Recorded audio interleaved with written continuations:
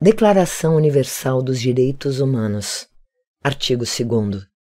Todo ser humano tem capacidade para gozar os direitos e as liberdades estabelecidos nesta declaração, sem distinção de qualquer espécie, seja de raça, cor, sexo, língua, religião, opinião política ou de qualquer outra natureza.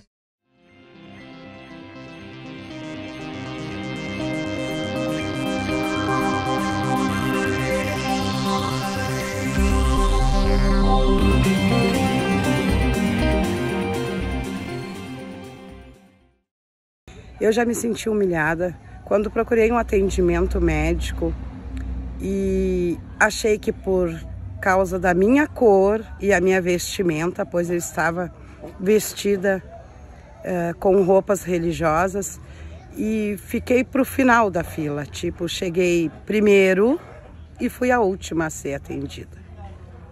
Olá, mulheres lindas. Eu vou agradecer mais uma vez a presença de cada uma de vocês por fazer parte dessa história do nosso Relatos de Acordar, que tem como objetivo principal a continuação dos projetos que a gente já vem desenvolvendo há muito tempo e que na pandemia se concentraram em Confessionário e Relatos de Casa, que são relatos e histórias reais sobre violência doméstica e de gênero. Nós temos 27 episódios já produzidos, tudo durante a pandemia, e Invisíveis Histórias de Acordar, que trazem também relatos reais sobre grupos de mulheres invisibilizadas, né? Presidiárias, prostitutas, mulheres de rua. A gente fez uma parceria com o Grupo Casulo de Portugal, trazendo também relatos de ciganas e de mulheres vítimas de tráfico humano. E o Confessionário tem disponível esses 27 episódios, inclusive com relatos pessoais de muitas das atrizes que participaram. Sempre tem um caráter muito didático, né? O Confessionário, trazendo também informações de como pode denunciar, como é que tu identifica uma violência. E durante esses projetos, a gente também desenvolveu esses videocasts, tanto do Invisíveis quanto do Confessionário, todos disponíveis, todos com acessibilidade. E agora está aqui com vocês para falar sobre racismo. Porque o tema racismo é muito recorrente, né? Todos os dias, é só a gente estar atento, um pouco mais desperto, que é um tema que está no nosso entorno, que é diário, que é uma questão diária. Mas nesses programas que a gente fez, ele apareceu muitas e muitas vezes, e também nas entrevistas, que as pessoas vão ter a oportunidade de ver algumas aqui durante o nosso videocast, com as perguntas: quando você já se sentiu invisível e quando você já se sentiu humilhado. Então eu vou querer começar aqui você se apresentando um pouquinho, cada uma de vocês, começando aqui pela a Deide, depois a Deide passa a palavra para a Nina para a Delma para a Cris, para a gente começar o nosso bate-papo, que é completamente horizontal. E, mais uma vez, agradeço imensamente a participação de vocês aqui com a gente. Então, boa tarde, pessoal. Boa tarde, gurias. Uma alegria para mim estar aqui de novo, mais um projeto da Deb, projetos que eu já participei, venho participando aí. Então, meu nome é Deidiane Arruê. Sou instrumentista, multi-instrumentista, cantora, compositora, sou professora também, trabalho com cultura, com arte em geral, e é isso, uma alegria estar com vocês. Então, gurias, boa tarde, é um prazerzão mesmo estar aqui, né, com a Débora, que é uma figura para nós das artes, né, muito importante.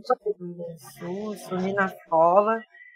Eu sou artista também, sou cantora, sou percussionista, antes de tudo. Sou mãe do Malik e da Areta, mas sou socióloga, né? Sou doutoranda em sociologia e tenho os temas, né, como feminismo negro e racismo, as minhas áreas, e povo de terreiro, que é o que eu estudo mais especificamente, as minhas áreas de estudo.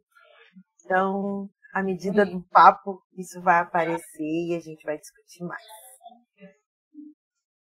Delma. Sou Delma Gonçalves, poeta, compositora, produtora cultural. me formei em letras, pouco antes de eu me aposentar, na escola onde trabalhei por 35 anos. Nessa escola eu trabalhei e fiz muita coisa, né? E depois que eu me aposentei, eu resolvi voltar para as artes, né? A arte da escrita, que é a minha paixão. É isso. Cris. Prazer e uma honra estar aqui contigo, Débora, e com todas essas mulheres maravilhosas. Saudações a todas e minha felicidade de estar aqui nesse projeto, né, podendo participar e para a gente falar para um grande público, né, de temas tão sensíveis, né, e que ainda no século XXI a gente tem que estar lutando, né, por certos direitos que deveriam ser corriqueiros para nós. Nem deveríamos falar sobre isso, mas infelizmente temos que falar e, além disso, lutar para que os direitos constitucionais ainda sejam respeitados, né? Então, eu sou a Cristina Dalsas, sou advogada, sou membro da Comissão de Direitos Humanos da OAB, membro da Comissão da Mulher Advogada da OAB, analista de políticas públicas do Rio Grande do Sul. E é um prazer e uma honra estar com vocês aqui, participando desse projeto. Bom, gurias, eu acho que a gente pode começar a nossa conversa levantando essa questão do que a Cris falou, né? Em pleno século XXI, a gente ainda está falando sobre isso. E ter que ainda estudar sobre isso, uma coisa que já deveria estar, meu Deus.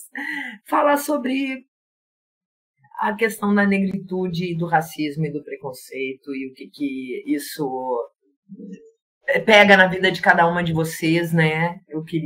Eu acho importante a gente levantar também alguns exemplos, o que eu percebo, assim, que às vezes coisas que pra gente é muito normal e óbvio, eu já não acredito que mais nada é óbvio.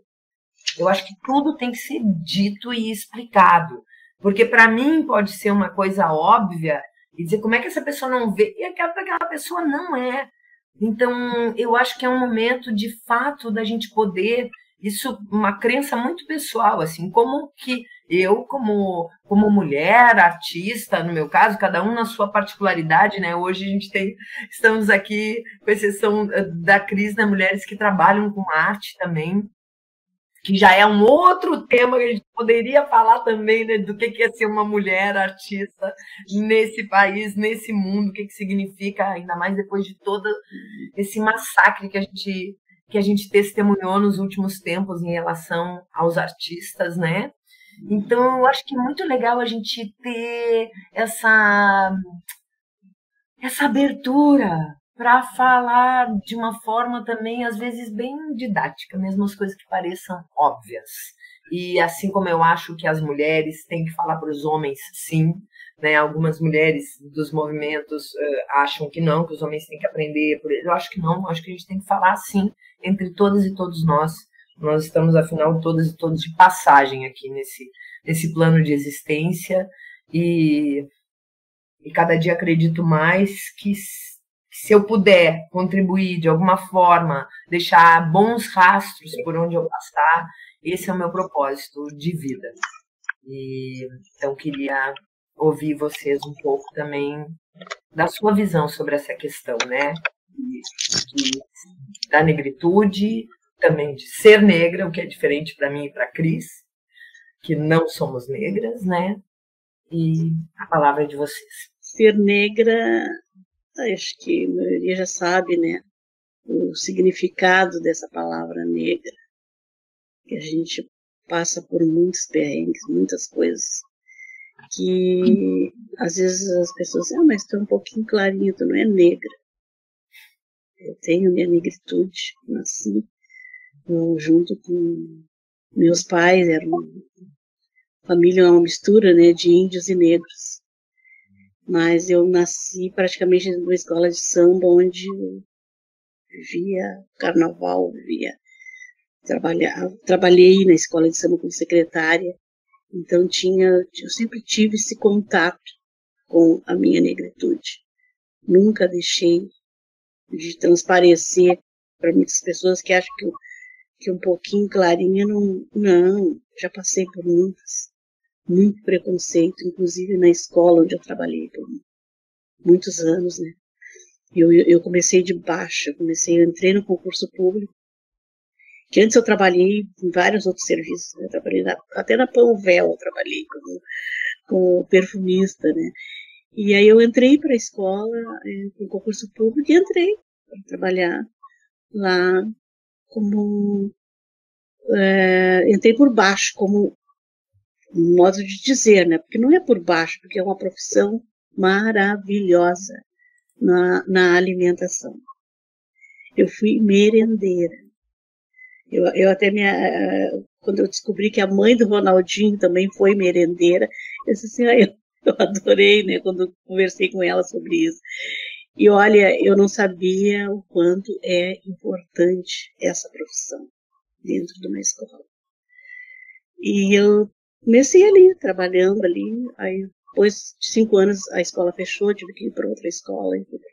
E nessa escola que eu trabalhei, esses 5 anos, eu encontrei 3 mulheres, uma branca, a servente, uma negra, que era merendeira, e uma branca, que era nutricionista. Com elas, eu tive o meu aprendizado. Ali, eu não sabia nada, porque eu trabalhava num outro setor. Eu até fiz concursos de maquiagem na Panvel, quando eu trabalhava, fazia 1000 coisas. E ali era outro departamento.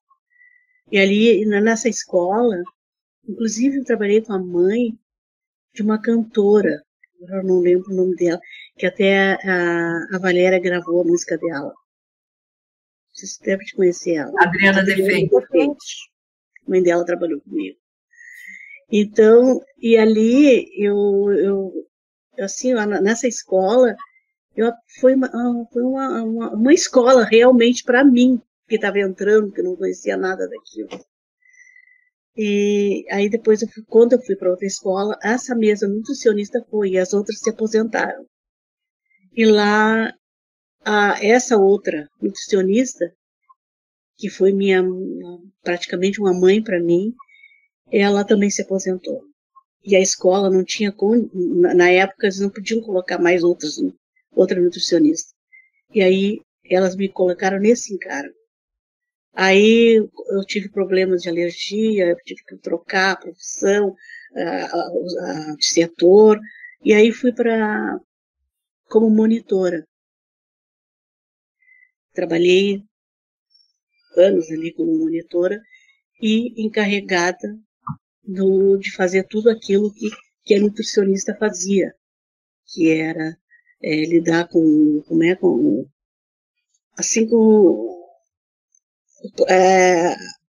todos os macetes sobre os fornecedores, fazer os cardápios. Então, naquela escola, acho que muita gente sabe muito bem, eu era pau para toda obra, fazia de tudo. E aí me colocaram numa sala, porque eu tinha que fazer os cardápios, fazer relatórios, e aí naquela sala ela nunca era limpada. Por quê? Que a servente não quis. Disse que não ia limpar a sala daquela negra. Eu me senti humilhado. Eu sou mestre de capoeira, sou formado em pedagogia, sou educador físico. Trabalhando na Secretaria de Educação, aí num dia eu estava dentro não vou citar agora qual município, mas eu estava na escola. Nesse momento as professoras todas foram encaminhadas para um curso. E aí chegou a vice-diretora, olhou para mim e disse: você não está sendo chamado para o curso, você pode ajudar a carregar os materiais ali. Queria me colocar para fazer o trabalho braçal, nada contra isso, a gente usa isso para viver também. Mas ela estava me desviando da função e achou que eu naquele momento tinha que trabalhar de forma braçal. E aí eu olhei, tinha um outro senhor que era da portaria, a função dele na portaria, negro também, e foi desviado para isso, para ficar carregando peso durante o dia inteiro, sendo que não era a função dele também. me senti humilhado com isso também. E aí, a diretora conivente, como eu tinha um colega que era pretinho, que trabalhava lá, que eu era assim praticamente uma mãe para ele, que tudo que ele precisava eu estava ajudava, e ele me ajudava, não, Delminha, deixa que eu faço, sabe? E ficou, e por aí eu me aposentei e a escola continuou nesse mesmo ritmo, sabe? Com ela, com essa servente, não evitando, né? E fora outras coisas que dentro da escola que eu acho que não tem necessidade de comentar agora, mas é uma pergunta. Muita coisa. Deixa eu te perguntar, essa servente era branca ou branca? Porque eu ouvi o mesmo caso que tu me contou agora, muito semelhante, mas a pessoa que não quis servir ou fazer um trabalho por uma mulher negra era uma mulher negra também, né? Que é outra questão muito séria. Não, essa era branca.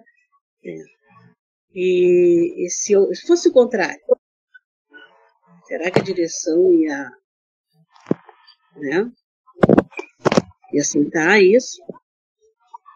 A negra, se ele não queria fazer trabalho que era dela, né? Que o setor dela era a limpeza dos setores de dentro de toda a escola. Mas o meu setor não era limpo. Entendeu? Porque eu tinha que ficar na minha. Não podia reclamar.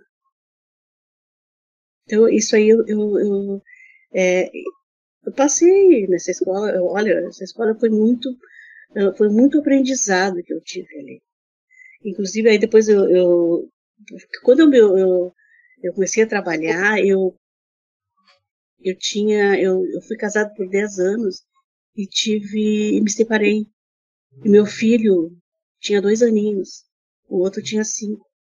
Então eu fui uma mãe, assim, ó, que criou praticamente meus filhos sozinhos. Meus pais já haviam falecido. Eu tive uma tia e uma outra tia-avó, que me ajudou no que pôde, né? Eu trabalhando, tinha que trabalhar, porque eu não podia deixar de trabalhar. Eu não fui. Passei muito perrengue na minha vida, mas parece assim que me olham, não diz, né? Mas eu passei muita coisa, assim, nesse sentido também, como a invisibilidade. Depois de alguns anos também tive essa invisibilidade como compositora também, que eu fui parceira de um cara que aí a banda deles fizeram um CD pela Orbit. Foi um lançamento maravilhoso. E ele sabia, aliás, tinha feito a letra da música, ele fez a música e tudo, pronto. Então vai ser gravado. Aí eu falei, irmão, cadê os papéis para assinar? Mas já saiu disso. Como assim saiu? Meu nome não foi registrado no disco. O disco saiu. A música, inclusive a nossa música foi uma das mais tocadas, assim, tudo que era lugar aí. Pelotas era uma música bem, assim, tocada mesmo, sabe? E todo mundo que escuta ela já identifica. E ela não está com o meu nome ali. Então isso aí eu me senti invisível como compositora, como mulher. Foi uma falta de respeito para comigo. De ele não avisar a editora que ali aquela música era parceria, né? Então, essas coisas que a mulher passa, né? Que é complicado. Mas nossa, são tantos os casos, né? A gente começa a puxar a linha e começa a lembrar, e se a gente entra, não, porque entrar na questão da mulher, né? Eu acho que a gente considerar, imagina, cada uma de nós, quantas coisas, eu quero ouvir também um pouco as gurias, né? Um pouco não, quero só ouvir vocês, por gentileza, passar a palavra, né? Porque o nosso tempo, infelizmente, ele não é muito longo. Então, eu tava ouvindo a Delma falar, Delma, que eu sou fã, né, dessa artista, dessa compositora. Eu também sou fã. E eu como artista, como mulher preta, como homossexual também, né, me identificando com essa fala da Delma e pensando, né, como o racismo te fere, né, como o racismo te sangra, como o racismo machuca, como ele te agride. O racismo, ele mata todo dia, e a gente precisa ter essa consciência, brancos, pretos, a gente precisa se aliar e ter essa consciência que o racismo mata, que o racismo é crime, que o racismo dilacera a alma. São anos de terapia para tu te livrar de certas coisas, né? E eu acho que, como a Débora estava falando, a gente tem que falar, a gente tem que expor, a gente tem que denunciar, a gente tem que expor cada vez mais os racistas pelo mundo, a gente tem que dar nome a eles, cara a eles, sim. A gente não pode mais se calar. Eu acho que a nossa fala hoje tem que ser mais nesse sentido. Porque a gente morre todo dia, né? A gente é assassinado todo dia. As mulheres pretas vão a ginecologista, sofrem preconceitos. Eu já passei por isso dentro de hospital, dentro de consultório, dentro da escola que eu trabalhava, assim como a Delma, na música, na arte. E o pior racismo é aquele que a gente fala sempre, né? Que é aquele racismo velado, né? Que é aquele olhar que um pai te dá na escola, procurando cadê a professora do meu filho. Não pode ser essa, né? Onde está a professora? A gente dá aquela olhada. No hospital, sendo tratado pelos médicos, né? Da forma que só a gente sabe, com aqueles olhares, né? De que lá vem a preta, lá vem a suja, né? E esse é o pior dos racismos, porque ele é velado, né? Então é aquela história que tu é a louca, né? Tu é a preta louca. Mas da onde? Eu nem te falei nada, nem te chamei de nada. Como é que tu tá dizendo isso, né? E só a gente sabe, só a gente sente esses olhares, esses gestos, né? Então isso te machuca, assim, te sangra, né? Então eu acho que a gente tem que tentar conduzir a nossa fala hoje nesse sentido de denúncia. Porque além de a gente sofrer o racismo todo dia, a gente ainda tem que estar sendo os professores de todo mundo, né? Que é um assunto que te dói, que te machuca e que tu tem que ensinar ainda para o outro, né? Então eu acho que hoje a gente está no mundo aí de internet, de tecnologia avançada, né? Que a gente tem que se unir nesse sentido, que a nossa fala faça sentido por esse olhar, né? Que o outro possa buscar, que o outro possa... bom, eu não sei nada sobre o assunto, bom, mas eu vou estudar, eu vou atrás disso, eu vou tentar sentir, ter empatia pelo outro, né? Eu vou tentar ler alguma coisa sobre... Vou buscar artistas pretos, vou buscar autores, compositores pretos para começar a entender isso, né?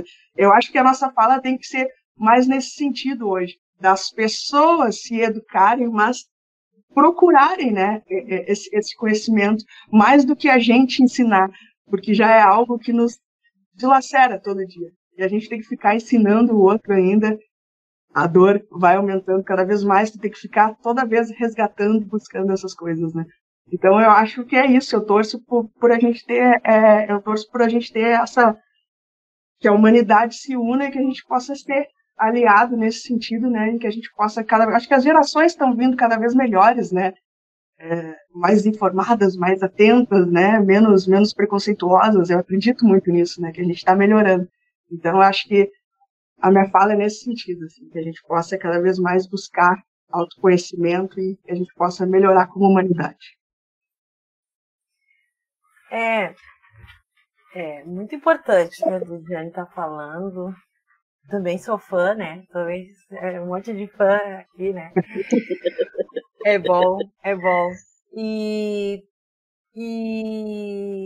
Mas eu não sou tão otimista assim, né?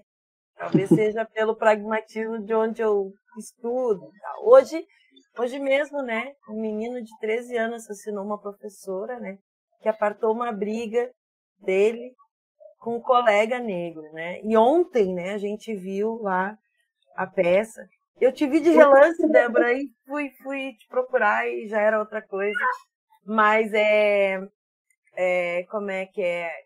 Cárcere, ou como as mulheres se transformam em búfalos, né? E eu chorei muito, porque eu tenho um filho de 13 anos. Negro, do meu tamanho, eu tenho 1,74 m, ele já é alto, ele já se parece um homem negro, né? E tantas coisas que eu tenho que dizer para ele, na inocência dos 13 anos dele, de como ele deve... E ele já quer sair, né? Ele vai para o Marinha, pega a bicicleta, vai para o shopping. E tem uma cartilha de comportamento para o homem negro. Eu sou a mais nova de 4 filhas. Então, eu sou a mais nova de um outro tempo, né? Em que os pais estavam sempre juntos, né, no social, né, clube negro, né, escola de samba. Meus pais sempre iam, né, porque eles eram também artistas, também gostavam muito disso. A gente sempre ia acompanhada dos pais. Hoje é um outro momento, né, que eles nem querem mais companhia, né, e é uma cartilha de coisas que eu tenho que dizer para o meu filho e que ele tem que saber o perigo que é ele estar na rua, né? O perigo que é. E eu tive a oportunidade de trabalhar depois do assassinato do João Alberto com o Carrefour, com letramento racial, né? E junto com a Valéria Barcelos também. E é incrível como as pessoas ainda acham que um menino negro de camiseta do time, chinelo de dedo e boné vai roubar dentro de um supermercado. É senso comum isso, né? Então eu tenho que dizer pro meu filho, não vai de camiseta de time, boné, chinelo de dedo. Ele tem que se vestir para ir no supermercado, fazer uma compra para ele. Então eu fico pensando, e é desgastante mesmo, Diane, né? Eu trabalho há 30 anos com cultura e movimento negro, assim, né? E eu agora sou profissional da música. Sempre foi muito difícil profissionalizar o nosso trabalho, é outro tempo, né? Mas eu fico cansada mesmo de estar dando aula, sabe? Porque o movimento negro contemporâneo vem dos anos 70. Material, discurso, denúncia, mas tem. Hoje eu sou acadêmica, né? Sou doutoranda em sociologia. A invisibilidade das mulheres acadêmicas, intelectuais, é impressionante, né? É enorme. A gente teve que criar um grupo para pesquisar o que as mulheres negras escrevem há muitos anos, né? Há muitos anos, né? Séculos, inclusive, né? Que tem mulher negra escrevendo, né? Então, é muito difícil quando isso cruza, né? Cruza a raça e o gênero. É devastador.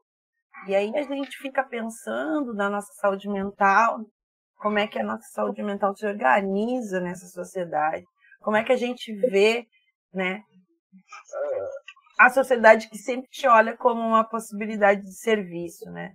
Fui entregar um livro para uma colega minha e o cara pergunta, tá indo no apartamento X? Eu, não, achando que era, né? Ele, não, porque eu tô esperando a minha faxineira. E aí eu disse, sim, eu não conheço a sua faxineira. E é quando eu falei isso que eu me toquei e ele achava que eu era a faxineira, né? Então, são essas coisas, né, que permeiam a gente o tempo todo, como tu disse. E aí, se eu corro, né? Se eu corro, é isso, né? É quase uma lei, né? Se tá correndo, tá fugindo de alguma coisa. Enfim, eu acho que é um monte de coisa que eu joguei aqui pra gente provocar mesmo e dizer que tem que falar mesmo. Acho que a sociedade tem que falar. E eu acho muito bom quando a iniciativa vem de pessoas brancas. né? Porque a gente já fez muito isso, né?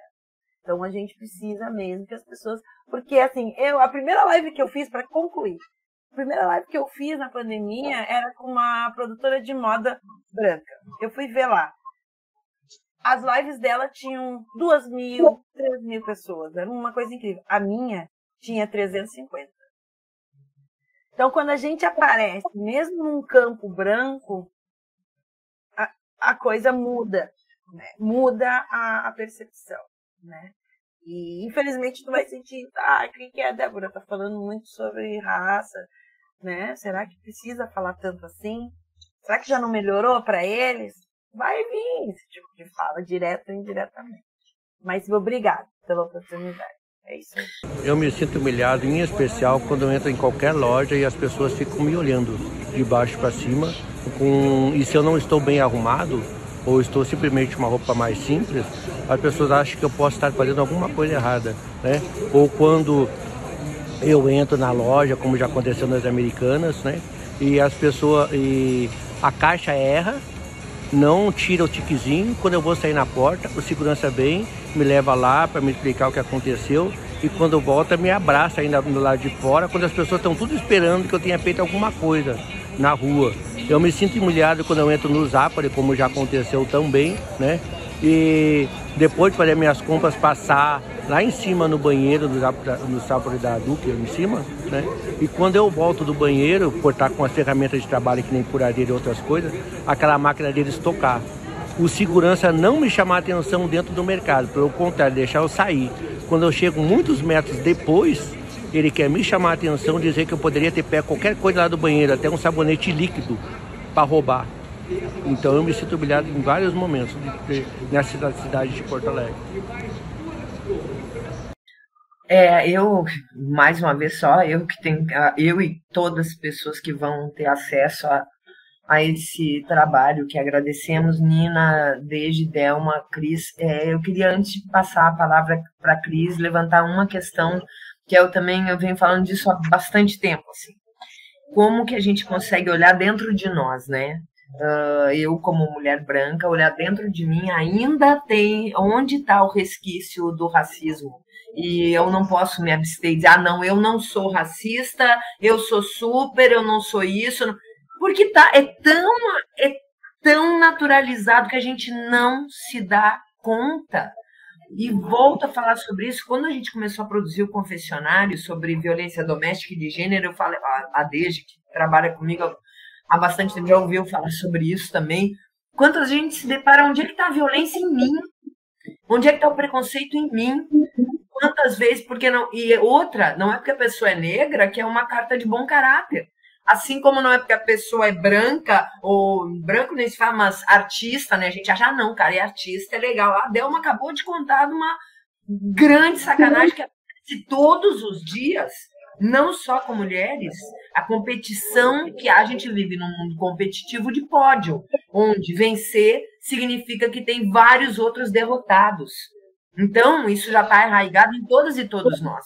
Como é que a gente consegue olhar para isso? Aí quando a Deji fala, eu estou cansada de ter que ficar dando aula. E ao mesmo tempo aí eu fico aqui me perguntando, mas Deji, tu vai ter que continuar dando aula. E a real é, por que que com toda humildade, com o meu ponto de vista, assim. Então, como é que nós, e aí quando eu falo em nós, mulheres, né, ou pessoas que têm alguma lucidez diante desses fatos que desumanizam a nossa raça, que clama por humanização. Nós precisamos nos humanizar em todos os aspectos, porque não adianta eu ser legal aqui e viro a esquina e sou estúpida com as pessoas que da minha... Não tem como ser legal por setor, não tem como ser uma pessoa digna por setor. Ou tu tem um propósito de vida de ser mais fraterno, fraternidade, não falo nem em caridade, né? Porque caridade é pontual, fraternidade se estende para qualquer situação. Mas como que eu consigo exercer de uma forma melhor a minha humanidade em qualquer aspecto? Cultural, na forma como eu faço os negócios e ganho meu dinheiro, profissional, intelectual, na amizade, na família. E aí, o que eu estou jogando aqui pra gente é isso. Onde que está em nós essa violência também? E quando eu digo beijo, sim, tu vai ter que continuar dando aula. E tu continua, porque tu canta, tira esse racismo do caminho que eu quero passar. E tu tá dando essa aula através da tua fala, do teu jeito, do teu rosto, de tudo o que tu é, da tua integridade. Porque nós vamos ter que continuar falando sobre isso. Porque não adianta, porque é diário a gente, para transformar esse planeta, a gente sabe que tem que ser através da educação, que a gente precisa falar para os jovens, para os homens. Nós precisamos falar para os homens sobre isso, porque os homens é muito fácil, é mais cômodo ser homem, é mais cômodo ser branco, é mais cômodo dar protegido. Ontem mesmo a gente falava isso com o meu parceiro, o Cassol, que ele disse, eu me sinto mais protegido quando eu estou com a minha equipe para fazer uma pergunta na rua, para um depoimento. Né? Essa coisa de poder chegar para alguém e dizer, oi, tudo bem? Meu nome é fulano, eu queria te perguntar tal coisa. Enfim, queria levantar também essa questão que eu acho que diz respeito a todas e todos nós. Cris, por gentileza. Então, estava ouvindo, fazendo uma análise de cada fala. E a gente, infelizmente, tem um racismo estrutural arraigado na nossa sociedade. As estruturas institucionais ainda não se deram conta de que tem que muita coisa tem que ser revista e verificada, porque estão tidas como algo natural da sociedade. Então, assim, o que eu vejo como mulher branca? Por óbvio, também as mulheres brancas têm e sentem preconceitos e sofrem preconceitos. Mas quem sente mais esse preconceito, acho que são as mulheres negras, porque estudos feitos, né, em relação aos poderes da sociedade. Acho que a Nina, até como socióloga, deve saber mais desse tipo de estudo do que eu. Que o homem branco, ele está em uma determinada pirâmide de poder no topo, seguido pelo homem negro, depois pela mulher branca, e na base dessa pirâmide, lá embaixo, na base, está a mulher negra.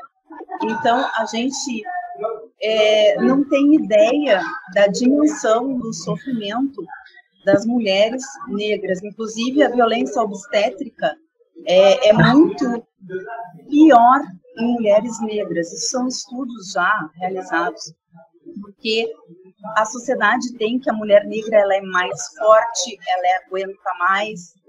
Então, as mulheres negras são submetidas a vários tipos de violência. Eu acho que foi a Deja que falou, ou não sei se foi a Delma, que o racismo mata. Ele mata e além de matar, ele enseja depressão, ele enseja, às vezes, até suicídios. E a sociedade finge que não vê esses fatos, né? Passa batido, passa adiante. E o que a gente pode, como defensores, então, dos direitos humanos, começar a fazer para mudar esse cenário? Quando alguém, por exemplo, faz os tipos de piadas recreacionistas, né? O meu ex-chefe, comandante do 31º Batalhão de Guaíba, comandante Maurício Flores, da Brigada Militar, ele, numa live recente, ele falou sobre esse racismo recreacionista, né, em que as pessoas negras são utilizadas como sujeitos pejorativos em situações.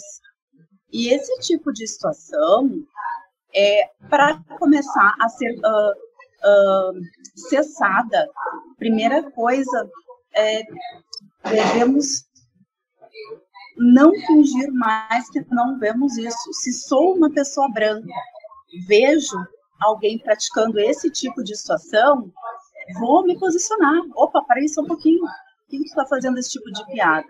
Muitas vezes a pessoa que está sofrendo esse tipo de piada não fala porque às vezes é um superior, né? Uma pessoa que é um patrão, é uma pessoa que... Então a pessoa fica calada, mas a pessoa que vê e se cala, ela está sendo cúmplice de um racismo. Então, nesse sentido, não basta não ser racista, a gente tem que ser anti-racista, combater o racismo. E de que forma? Existem várias formas. Não se omitindo como pessoa branca ao ver um racismo, ao ver um tipo de situação racista, é uma delas. Outras situações que a gente pode combater o racismo através das ouvidorias da mulher, ouvidorias da Assembleia Legislativa dos Direitos Humanos, ouvidorias da Comissão de Direitos Humanos. Se, por exemplo, formos maltratados, agora eu falo de modo geral, não apenas em relação às pessoas negras, né, de todas as formas, idosos, crianças, ir para as ouvidorias dos órgãos públicos e registrar esses fatos, não deixar passar batido. E isso parece pouco, mas pouco a pouco, se a gente for fazendo cada um a nossa parte, com certeza, daqui a um tempo, a gente não vai precisar falar tanto assim no combate ao racismo. Cris, uma pergunta, tá? Pegando o exemplo da Delma, que a servente não queria limpar a sala dela. Ela poderia fazer uma denúncia?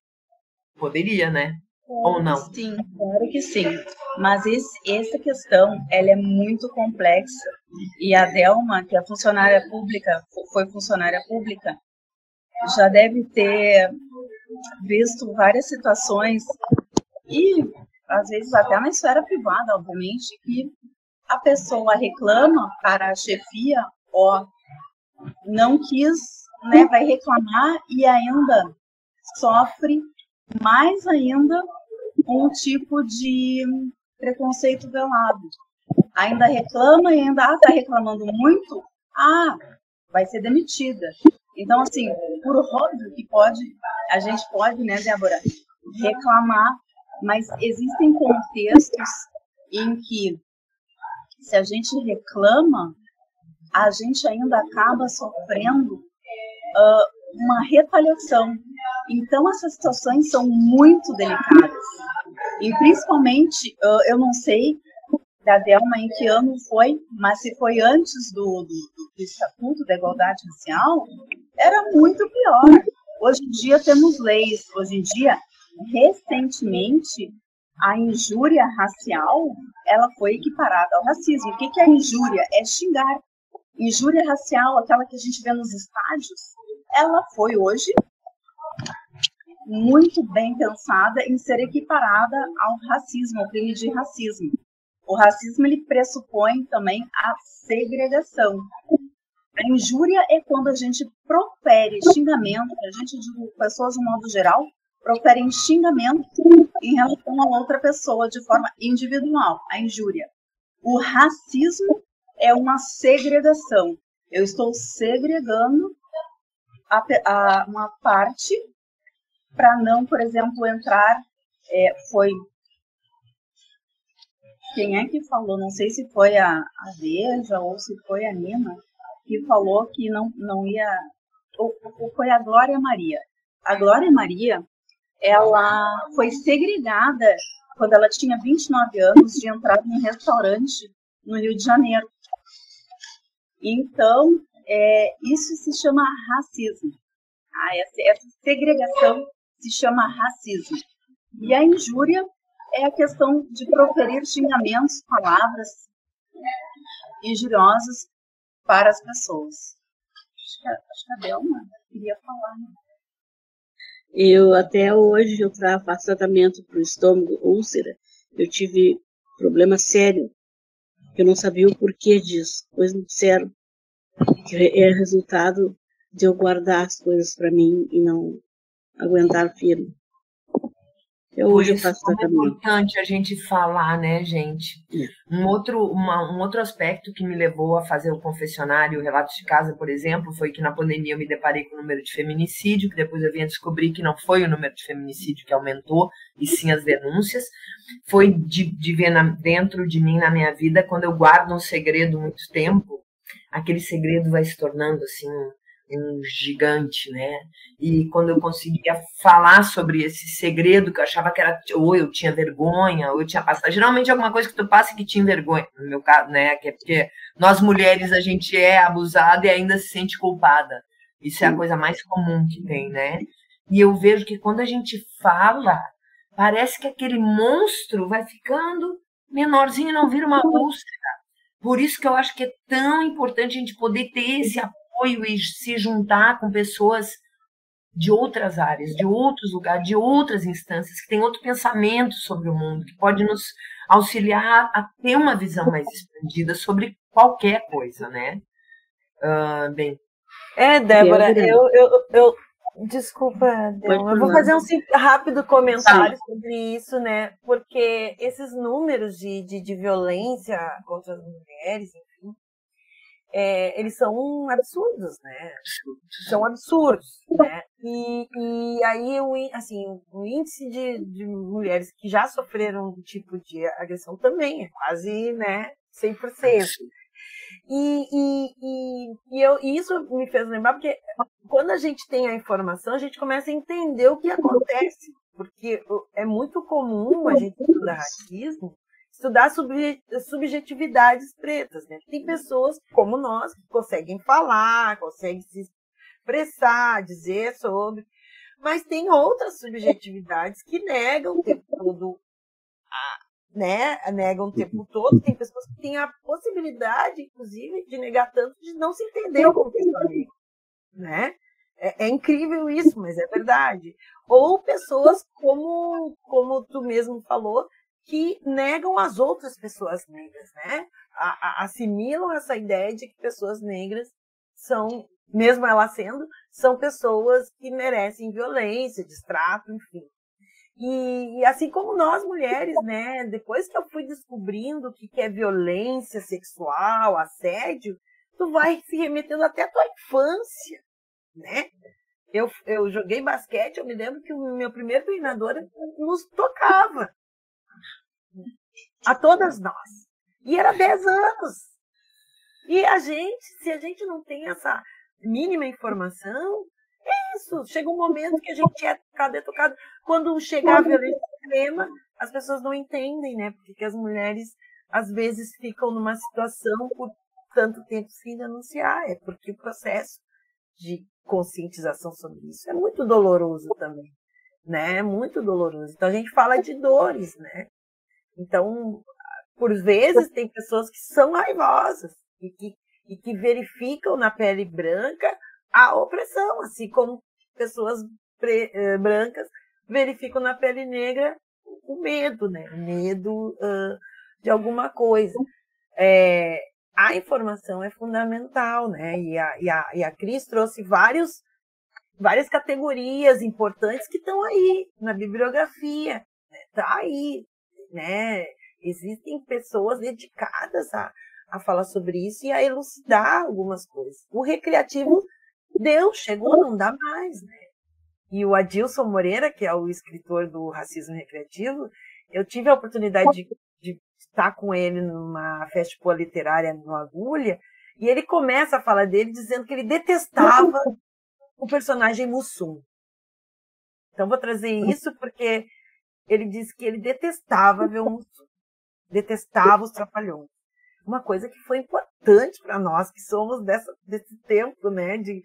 Os Trapalhões era tudo, né? Mas que o personagem trazia para ele constrangimento, né? Então é desse recreativo que a gente está falando, que as pessoas falam, né? E depois dizem que não queria te constranger. Deixa eu entender, Nina, sabe por quê?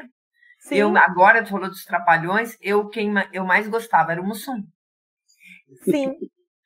Mas é que o Mussum, como é que tu descreveria o Mussum? As características do Mussum.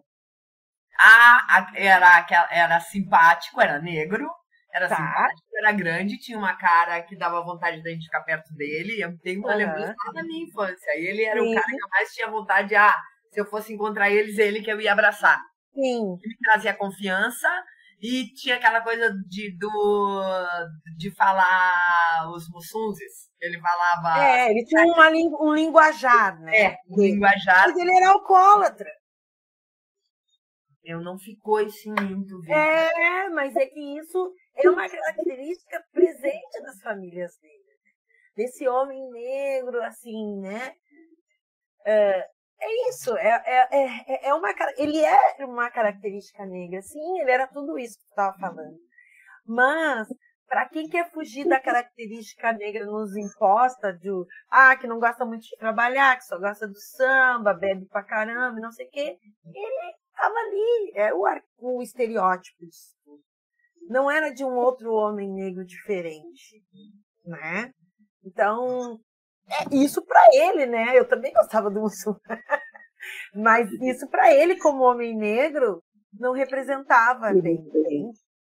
Que isso é importante a gente observar nas nuances. Né, nas nuances que nós temos, porque a nossa humanidade também é diversa, a gente também, como tu disse, é bem ou mal, é competente e incompetente, a gente, né, tem mulheres negras que não sabem dançar, né, não vou falar muito, eu não quero ocupar, né, tem mulheres negras que não sabem dançar mesmo, ou muito menos dançar samba, mas todo mundo acha que a gente é mulata, ainda mais nós aqui que somos pele meio clara, né, todo mundo acha que a gente pode ser mulata, dançar, né, rebolar. E não, isso não é uma verdade absoluta sobre nós. Né? É um pouco sobre isso a recreação, né, que é o grande campo racial hoje. Que legal tu falar isso, eu agradeço, porque é bem o que eu acho que complementa uma fala que eu falei, como está na gente e a gente não enxerga. Isso que tu acabou de falar do Mussum, tem uma outra visão do Mussum. Eu até queria falar... Fala dele. Porque a Nina trouxe essa conscientização, né, da gente, de nós pretos, assim, né, e a gente vive num processo, eu vivo num processo de cura, todo dia, devido ao racismo, né, e é um processo que ele me é relembrado todo dia, porque todo dia a gente abre uma notícia e tem um dos nossos mortos, tem 10, tem 20, que foi morto, que foi violentado, que foi agredido. Então é um processo de cura diário, né, que eu vivo todo dia. É um processo de conscientização que eu vivo todo dia, porque o racismo ele está enraizado na nossa cultura, né? Ele está enraizado na nossa sociedade, ele está enraizado na humanidade, né? E é como você estava dizendo, como que eu faço, né, para me livrar disso, né? Sendo que eu fui criada nesse sistema.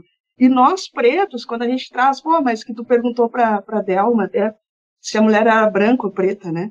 Nós, pretos, a gente também traz traços desse racismo, né? A gente foi criado, a gente se desenvolveu dentro de uma sociedade adoecida, de uma sociedade racista. Então, como que eu me enxergo dentro dessa sociedade também, né? Então, a gente, mesmo sendo preto, a gente traz traços muito fortes, que a gente precisa se desconstruir também todo dia, como sujeito dentro dessa sociedade que a gente cresceu, né? Então, é um processo da humanidade, Débora, eu acredito, sabe? É um processo da branquitude, é um processo dos pretos, é um processo da humanidade se desconstruir. E eu acho que a gente tem que, como a gente vive, como a gente hoje em dia se fala, né? A gente tem que se aliar, né? A gente tem que começar a tentar enxergar os detalhes, né? Começar a querer se abrir, começar a ver que nem tu está te propondo, meus privilégios brancos. Eu sou branca, eu tenho privilégios de mulher branca. Né? Então, como que eu vou me colocar na sociedade em prol disso? Né? Como que eu vou fazer para conseguir essas mudanças? Né? Eu, como mulher branca, é isso que tu está fazendo? São outras tantas coisas que tu vem fazendo, né? Mas eu acho que o principal disso é essa desconstrução nossa como sociedade. Mesmo sendo pessoas pretas, a gente também vive esse dilema, a gente vive esse processo de cura e de conscientização todo dia também. Sabe que um dia eu tava voltando com a parceira da Deja, a Grazi, das 50 Tons de Preta, que são minhas amadas do meu coração. E a gente tava voltando de Novo Hamburgo, de um projeto maravilhoso que as gurias desenvolvem lá, que é uma sinfonia diferente, com crianças autistas. Que quem não conhece, eu convido a conhecer esse projeto. São um dos projetos mais legais que tem nesse país, que é, através da música, trabalhar com as crianças e jovens autistas, né? E eu tenho a bênção também de fazer parte junto um pouco com as gurias desse projeto. Enfim, e um dia voltando de Novo Hamburgo com a Grazi de manhã, aí a Grazi me falou, a minha avó não sabe o sobrenome dela, ou da mãe dela, era muito próximo, não era uma coisa lá da minha tataravó, não. Ela estava falando da avó dela, ou que a avó dela não sabia, ou que a mãe da avó dela, a bisavó, não sabia. E eu nunca tinha tocado disso. E eu estou falando isso para as pessoas brancas também. E para alguns negros também. Que a gente não citou. Porque eu nunca fui a fundo nesse estudo. Sempre me interessou. E eu sempre gostei de pessoas negras. Eu nunca... Eu estudei num colégio que tinha a parte dos negros, né? Tinha a parte dos pobres. Era muito louco isso. Eu estudei no colégio Anchieta. E tinha a parte dos pobres na parte de baixo. E eu tinha uma amiga que era Jaqueline, que era negra de lá. Eu nunca vou esquecer da Jaque. Mas era uma raridade, não tinham pessoas, eram pouquíssimas pessoas negras. Mas voltando, e quando a Grazi me falou isso, eu disse, meu Deus, como é que daí que a gente veio com a ideia do Baobá, né, Deje? Um dos nossos 1000 projetos que a gente tem vontade de fazer, que a gente fica falando, a gente queria fazer uma peça chamada Baobá para falar disso, sobre a memória. E aí eu fiquei sabendo também de um outro fato, que a Nina...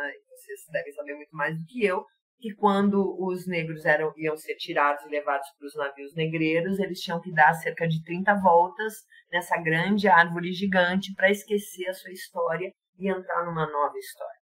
E isso são fatos que, se tu não estuda na escola, ou não busca um conhecimento, passa batido, a gente não tem noção. A gente não tem noção, porque a dor do dedo do outro, só o outro é que sente. Eu nunca vou saber como é que é, né? E por isso que eu acho que é tão importante essa coisa didática dele. Que sim, vamos ter que falar disso. Nós vamos ter que ir lá mexer, sim. Muito eu mesma me aceito, me respeito, me reconheço muito auto-amor para conseguir se desenvolver como ser humano.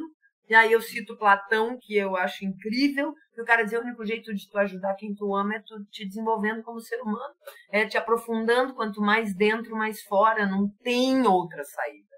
Ou a gente se desvenda, ou não tem outra saída, não tem outra forma da gente conseguir se olhar e ver também na gente, né? E não ter vergonha. É ridículo o que eu estou dizendo para vocês. Porra, como é que ela não sabe? Ela tinha que saber disso, eu não sabia. E eu desconheço tanta coisa que vocês podem me ensinar e que me interessa aprender, né? E para isso, né, Débora, a gente tem que combater todo dia, né? Não é porque tu somos mulheres brancas que a gente não tem que lutar todos os dias e matar um leão por dia para sobreviver nessa selva de pedra que é a nossa sociedade, né? A gente todo dia também se depara com situações também e a gente não pode mais fingir que não vê, que tá tudo ok, né? Até, se fosse assim, aquela história, em briga de marido e mulher, ninguém mete a colher, hoje não teríamos a Lei Maria da Penha, hoje não teríamos leis protetivas. Então, aos poucos a sociedade vai abrindo os olhos, vai mudando e quem sabe um dia chegamos num patamar ideal em que a gente nunca mais vai precisar debater, nos reunirmos para alertar os nossos semelhantes de que todos somos iguais, né? E não existe raça A ou B ou C. Muitas pessoas ainda acham que existe raça. Não, somos uma única raça, a raça humana. Só isso, raça humana. Somos todos iguais. Cris, eu quero te fazer uma pergunta. Eu sei que a gente está com o tempo já estourado, mas tu como advogada e com todos os lugares, e eu sei que tu também transita no meio dos militares, né? Como que é falado e tratado isso em relação aos militares, à polícia, que é onde, na maioria das vezes, também são os grandes agentes da violência, né? Mesmo policiais negros. a gente vê muito, aí a gente entra lá naquela história que a Deide estava falando, que os negros têm o preconceito com os negros e achar que em que pé que está? Existe uma nova educação? Como que está sendo tratado isso dentro da polícia? A Brigada Militar é uma das poucas instituições em que elevam os negros a patamares altíssimos dentro da hierarquia de uma instituição. Na Brigada Militar existem muitos negros, oficiais, comandantes, diferentemente do que ocorre em outras instituições. São valorizados, são pessoas que têm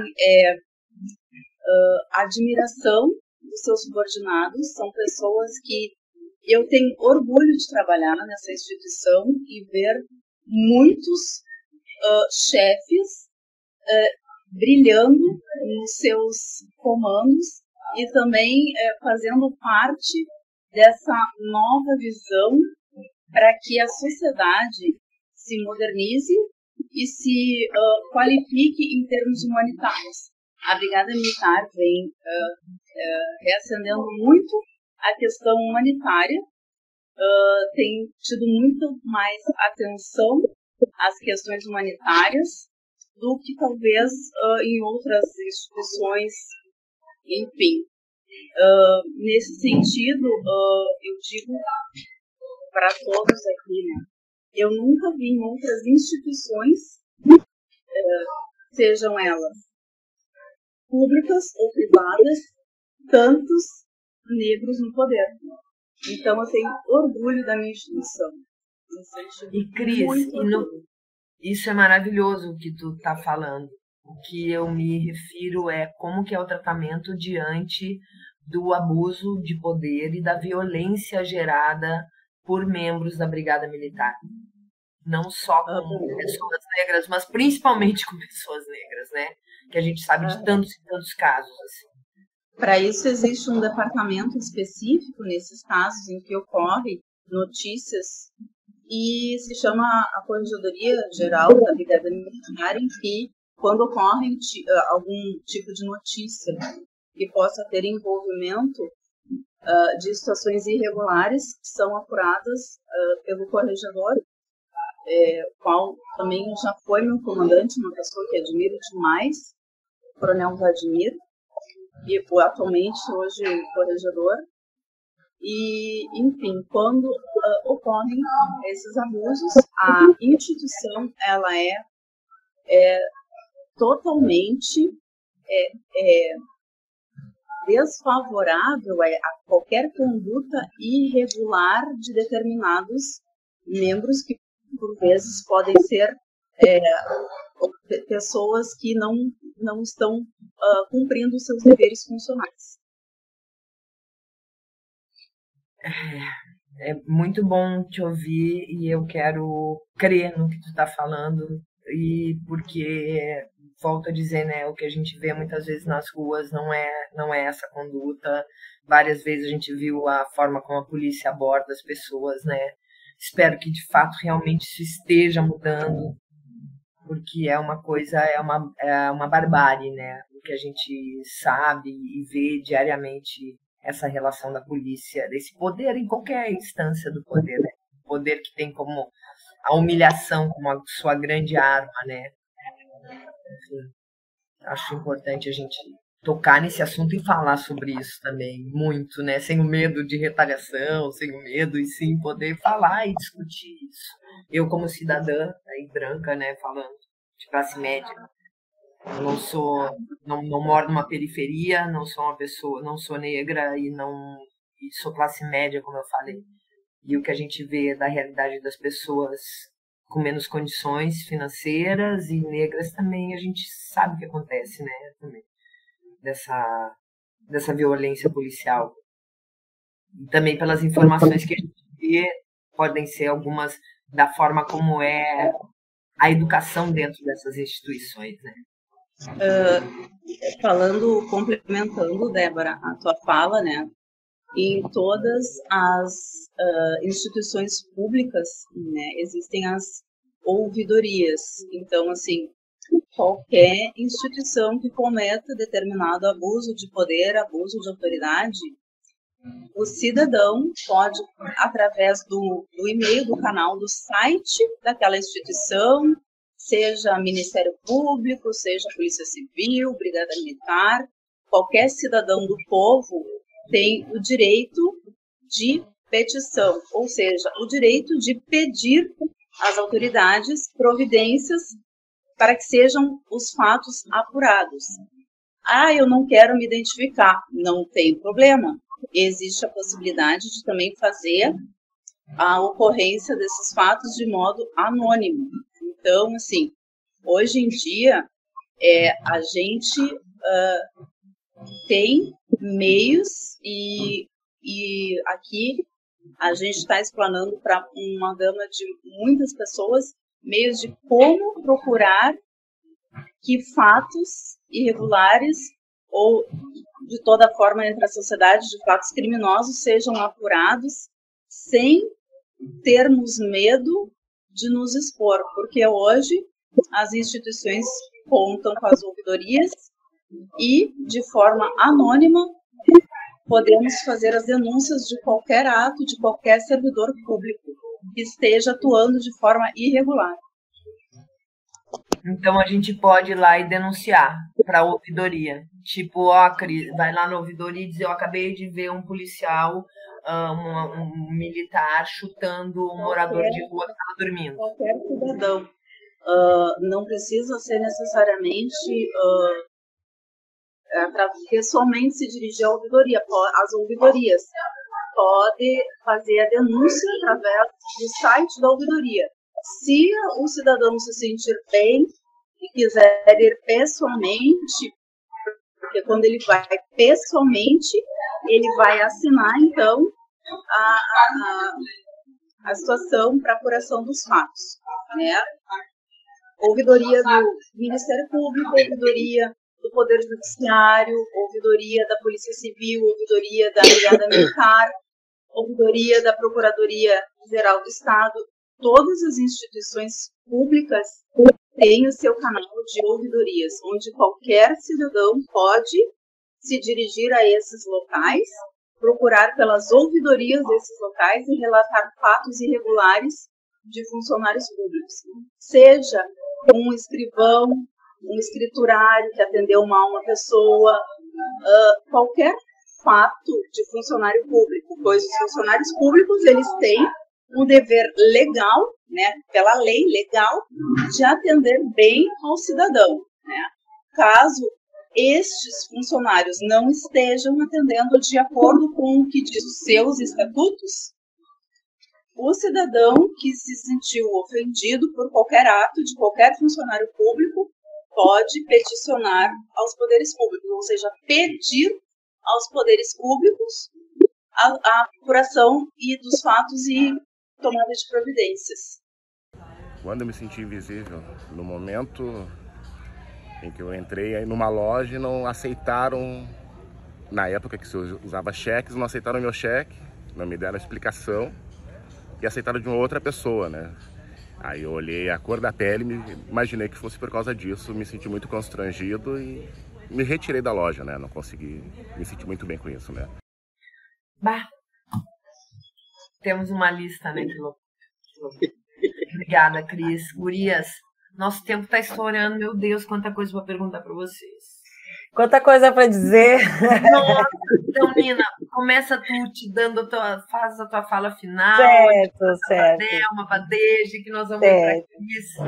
Você rápida. É importante, né, a gente entender assim como caminha a humanidade, né? Como realmente, né, a gente é para sermos, né, todos seres humanos, mas o que está colocado é que socialmente, pelo evento do capitalismo e da escravidão, como diz Angela Davis, né, que são irmãos que andam de mãos dadas, né, foi necessário racializar pessoas socialmente para poder explorá-las e ter enriquecimento. Porque, em tese, é isso, né? Se escravizou pessoas para expandir o poder colonial europeu, né, com trabalho gratuito, e que se faz até hoje. Né? Ninguém vai dizer contra isso que eu estou dizendo, porque estamos pegando aí trabalho escravo a rodo. O Ministério Público resolveu investigar, né, o Rio Grande do Sul, e é toda hora, né? E isso com pessoas negras e indígenas, né? Então, isso é muito importante a gente perceber isso para entender o caminho das coisas. E dizer que, sim, quando a gente fala que é estrutural, as instituições se organizam a partir disso também, né? E é diferente a viatura na esquina do Parcão como a viatura aqui na minha esquina, que é no Partenon. A viatura está dando segurança para o pessoal do Parcão e aqui coibindo as pessoas no Partenon. Isso é importante a gente visualizar, entender. Eu agradeço muito, tá entre mulheres, eu acho que nós mulheres precisamos colocar o nosso pensamento, é uma outro prisma pelo mundo, e a gente, como mulher, pensa a sociedade, né? Já acabou essa ideia de que as mulheres pensam só para si. Isso é uma ideia patriarcal dos homens, né? Os homens pensam o mundo para si. Nós, mulheres, pensamos pelos nossos pais, pelos nossos irmãos, pelos nossos companheiros e pelos nossos filhos, pelos nossos sobrinhos, enfim, a gente pensa para todos, né?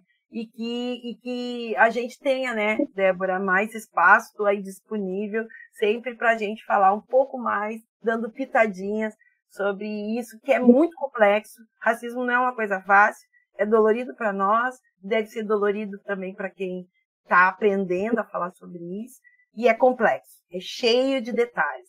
E aí a gente precisa de mais tempo mesmo. Muito obrigada. Beijo. Então, acho importante essa fala final da Nina, né, que trata das nossas igualdades, que não são igualdades, né? É muito importante esse final e essa fala dela, que não somos iguais. E muito importante esse espaço, né, Deb? Embora a gente tenha muito o que falar, como diz ali, o espaço realmente é muito curto, mas de extrema importância que a gente possa ter esse debate. Eu mesma nunca tive numa live com a Nina, com a Delma, né, juntas, né, então muito enriquecedor, assim, eu estou muito contente de estar com as meninas, contigo, de estar proporcionando esse momento pra gente, né, e muito obrigada. Muito obrigada pela oportunidade, muito obrigada pelo espaço. Obrigada, meninas, também, Cris, Delma, Nina. Eu quero agradecer também, né, a minha participação com vocês e lembrar assim, ó, que tudo aquilo que aconteceu nessa escola comigo, o que me curou foi a minha escrita. Inclusive, eu fiz uma crônica que em 2018, depois de muito tempo, em 2018, eu enviei para um concurso público, um curso, né, sobre crônicas, e passei com a crônica falando sobre a merenda na escola. E aí, a atuação, né, da merendeira. E fui parar na Bienal do Livro, no Rio de Janeiro, em 2019. Então, essa é a minha cura. Cada coisa que acontece comigo, eu escrevo, e ali vou me curando disso. Ai, Delma, eu quero dizer que eu também me curo cada vez que eu digo um texto teu também. Nossa, e quem não conhece a obra da Delma, que conheça, porque é muito bom. Os textos dela são incríveis, Cristo vai adorar também, e por isso que eu volto a falar sobre a importância da gente se juntar. Quanto a gente vê numa poesia, por exemplo, no poema Assédio da Delma, fala para todas nós. Num ponto do poema, ela vai seguindo tudo que acontece e diz: eu me sinto nua. Quando acontece tal coisa, eu me sinto nua.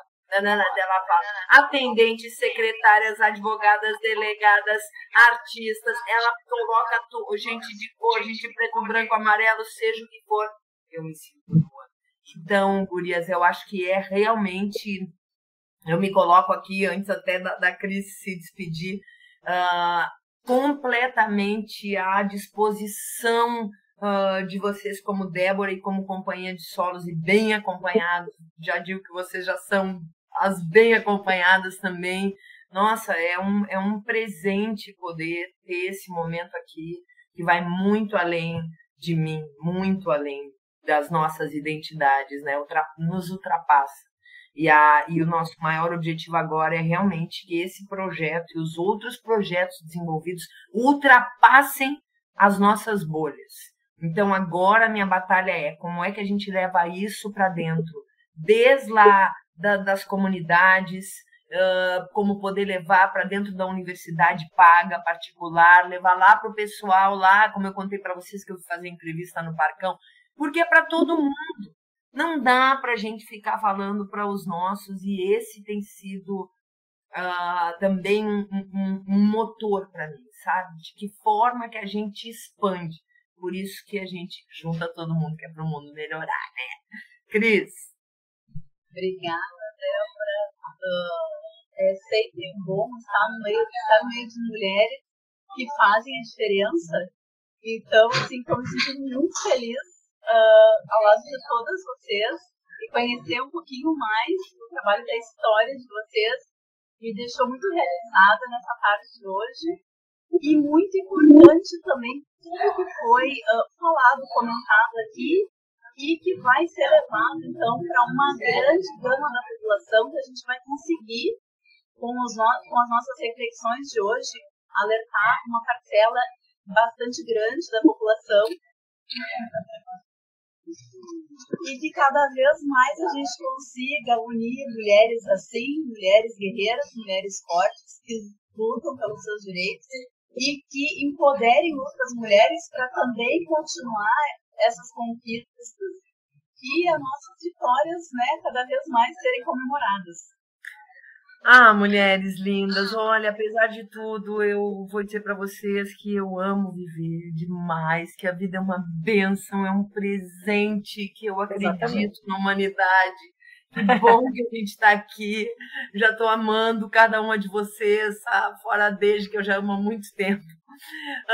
Só agradeço e dizer que esse videocast, né, sobre racismo, faz parte do nosso projeto Relatos de Acordar.